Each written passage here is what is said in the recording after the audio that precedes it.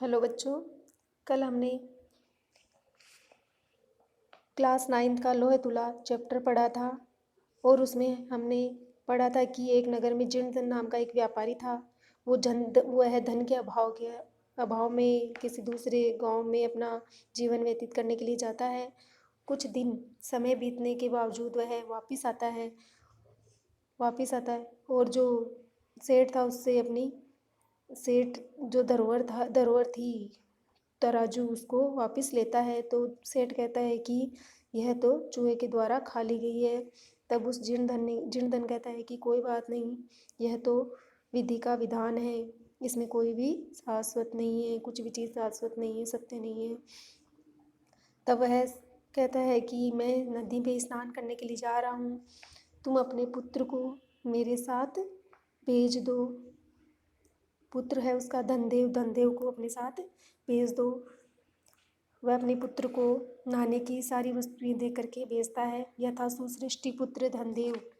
इसके बाद वो सेठ का पुत्र धनदेव स्नान आदि के उपकरण साथ में लेकर के प्रसन्न मन से उसके साथ जाता है, उस अतिथि के साथ जाता है। तथा अनुष्ठित स वर्णिक स्नात्वा स शिशु गिरि गुहाया प्रक्षिपय तद्वार बृहत शिलाया पिधार सत्वरः गृहमागतः है।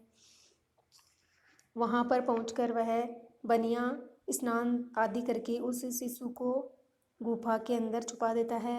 तद द्वार उसका द्वार बृहत शिला या बड़ी शिला से पिधाई मीन्स ढक कर जल्दी से घर आ जाता है। सश्रेष्ठी पृष्ठवान वो वह सेठ उससे पूछता है, अरे अभ्यागत अतिथि कथयता पुत्र में शिशु, मेरा पुत्र कहाँ पर है जो तुम्हारे साथ नदी पर स्नान करने के लिए गया था।